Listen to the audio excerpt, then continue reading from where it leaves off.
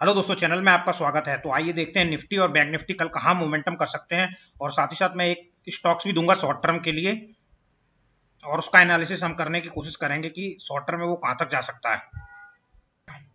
तो दोस्तों, ये निफ्टी का डेली टाइम फ्रेम का चार्ट है, और अगर आज आप देखें तो एक बियरिश एनगल्फिंग कैंडल बनी हुई है। बियरिश एनगल्फिंग कैंडल जब बनती है टॉप पर, तो एक ये बियरिश पैटर्न होता है। तो क्या क्रैश शुरू हो गया है? देखिए, ऐसा है कि जब मार्केट इतना बढ़ जाता है तो थोड़ा बहुत करेक्शन होना तो जरूरी है। मुझे नहीं लगता कि ये कोई क्रैश वगैरह है, क्योंकि इकोनॉमिक सिचुएशन अभी ठीक ही है और सब कुछ सही तरीके से चल रहा है। तो क्रैश जैसा सिनारियो तो अभी मुझे कुछ बनता हुआ दिखाई दे नहीं रहा है। अगर हम डेली टाइम फ्रेम पर देखें तो आप यहाँ देखेंगे कुछ गैप्स वगैरह पेंडिंग है, तो ये थोड़े टाइम में ये गैप्स वगैरह निफ्टी फिल कर सकता है और अपनी ऊपर की जर्नी वापस स्टार्ट कर सकता है। तो आइए छोटे टाइम फ्रेम पर देखते हैं कि कल क्या मोमेंटम हो सकता है। तो दोस्तों, ये जो है निफ्टी का आवरली टाइम फ्रेम का चार्ट है। तो अब हम देखते हैं कि ये इसमें कहाँ मोमेंटम हो सकता है। तो अगर हम एक ट्रेंड लाइन खींचें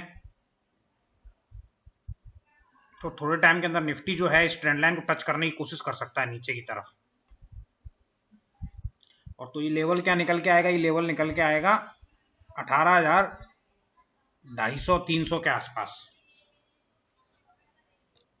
तो ये देखिए, ये मूविंग सपोर्ट है। अब देखिए कब ये ट्रेंड लाइन को टच करता है, क्योंकि ये एकदम स्ट्रेट नहीं गिरता है, ये जिगजैग करके जब भी इसको टच करे तो वहां पर आप बाय कर सकते हैं। तो अभी क्या है, ब्रॉडली अगर गैप अप भी खुलता है तो आपको सेल साइड ही देखना है, और या वोलेटाइल रहेगा निफ्टी, और इतनी आसानी से अब ऊपर बढ़ने वाला है नहीं।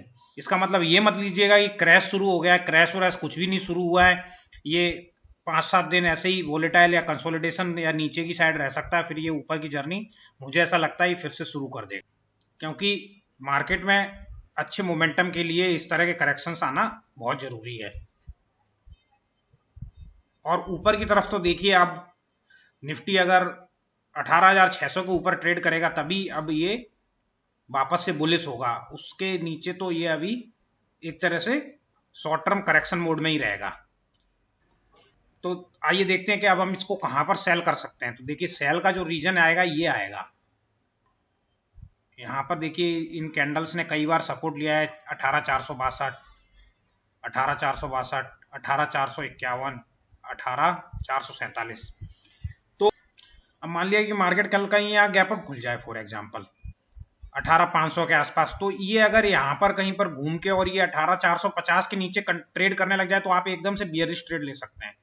टारगेट आपको यही रखना है। अगर आप होल्ड कर सकते हैं तो इस ट्रेंड लाइन का आप आराम से वेट कीजिए, और जिस भी कैंडल के अंदर ये 18,450 या 60 के नीचे ये ट्रेड करने लग जाए, उसी कैंडल का हाई आप स्टॉप लॉस लगा सकते हैं।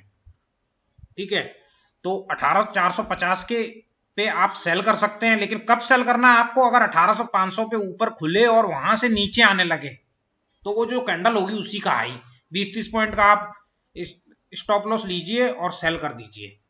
और टारगेट फिर ये नीचे का ही रखिए 18,300 के आसपास, या ये गैप फिल हो जाएगा। ये 18,338 है पहले वाला, ये वाला जो गैप है, तो ये 18,338 का लेवल है। तो यहां तक तो देखिए टारगेट बनेगा ही, ऐसा मेरा मानना है। तो मैं आपको लेवल्स दे देता हूं।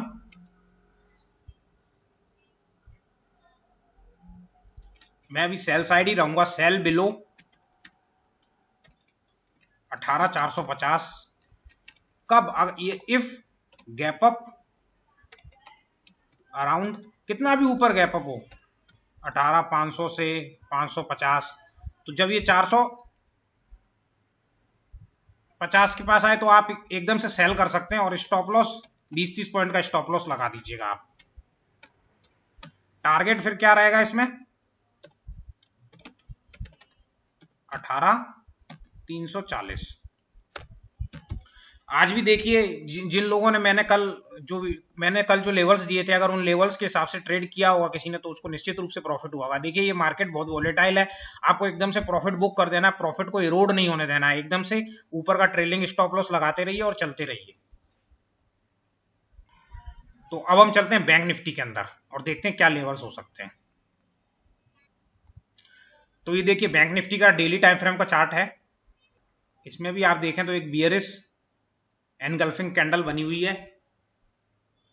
इसमें भी मैंने आज सेल का कॉल दिया था और उसने अच्छा रिवार्ड किया और टारगेट भी लगभग उसके अंदर हिट ही हो गया। तो अब हम चलते हैं आवरली टाइम फ्रेम में और अंदाजा लगाते हैं कि कल कैसे इसमें मोमेंटम हो सकता है।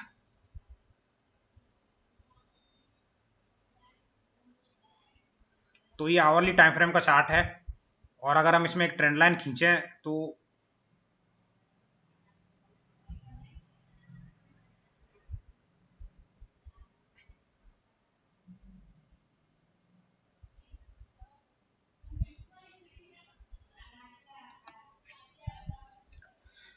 एक तो देखिए ये ट्रेंड लाइन बन रही है, तो एक तरह से कह सकते हैं कि हम ये बिल्कुल सपोर्ट पे है।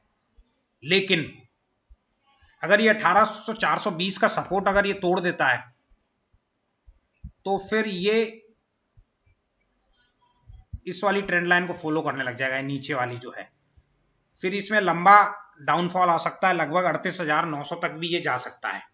अगर कल जो है 39,450 को ये होल्ड नहीं कर पाया तो फिर इसमें एक डाउनफॉल आ सकता है जो ये यहां तक 38,900 तक भी ये आराम से जा सकता है, इसमें कोई दो राय नहीं है।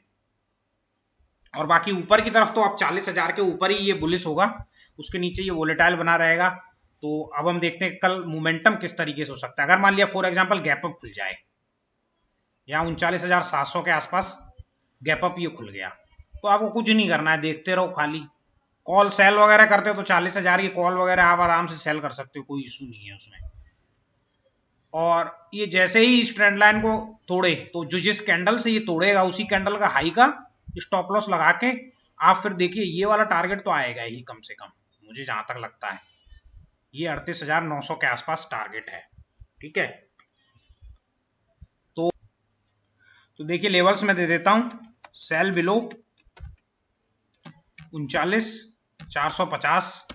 अब इसमें देखिए ट्रेंड लाइन के साथ में एकदम से आप ट्रेंड लाइन में ये देख लीजिएगा, एकदम से 39,450 का ही लेवल बन रहा है।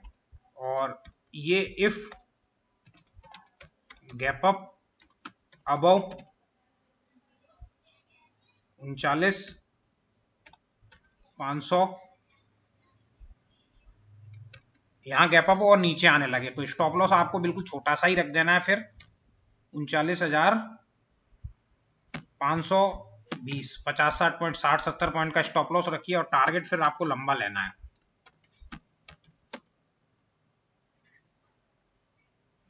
और बाकी आप अंदाजे से अपने देख सकते हैं। और इसमें सपोर्ट जो अच्छा रहेगा, एक तो ये 39,450 भी एक अच्छा ही सपोर्ट है, अगर यहां सस्टेन कर जाता है तो फिर अच्छा काम बन सकता है। और उसके बाद जो अगला सपोर्ट आएगा 38,900। अब हम एक स्टॉक्स ले लेते हैं, ये L&T फाइनेंस। अगर हम देखें तो देखिए इसने ये ब्रेकआउट दिया था, ये वाली ट्रेंड लाइन जो है इसको अच्छी तरह से तोड़ा था और अभी ये इधर वाली ट्रेंड लाइन को फॉलो कर रहा है। तो इसको हम शॉर्ट टर्म के लिए बाय कर सकते हैं। और इसमें टारगेट्स मुझे लग रहा है ये थोड़े टाइम में ये प्रीवियस जो जहां से ये गिरा था वहां तक आराम से ये चला जाएगा। 115 के आसपास ये आसानी से जा सकता है शॉर्ट टर्म टाइम फ्रेम में।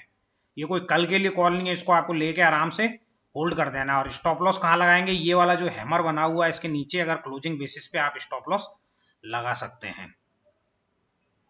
तो ये हैमर का जो है क्या है लो 89.50, तो 89.50 के नीचे अगर क्लोज हो जाता है तो आप स्टॉप लॉस लगा सकते हैं और बाकी इसको आप आराम से बाय कर सकते हैं। तो मैं इसमें लेवल्स दे देता हूं,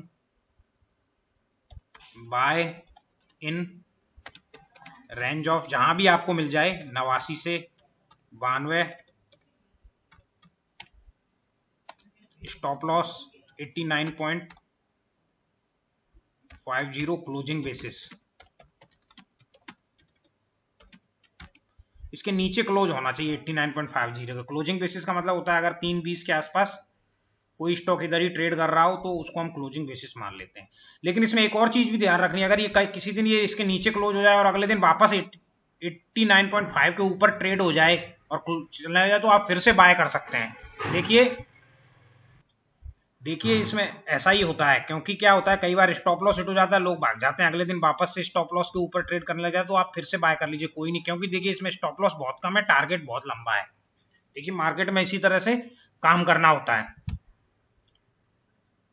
और टारगेट इसमें रहेगा, अगर आप एक तो 115 तो है ही, उसके बाद 130 और 145, क्योंकि इसका कोरोना वाला जो हाई था वो लगभग 212 है, अभी वहां तक जाने में इसको थोड़ा टाइम लगेगा, लेकिन गया नहीं है। लेकिन ये कोई बड़ी बात नहीं है, जब बढ़ना शुरू करेगा हो सकता है अब इसका कल रिजल्ट भी आने वाला है, और रिजल्ट अगर अच्छा आ गया तो सर्किट पे सर्किट लगाने लग जाए, हम सोच भी नहीं पाएंगे फिर कहाँ रुकेगा। तो गाइज आज के वीडियो में इतना ही, टाटा बाय बाय।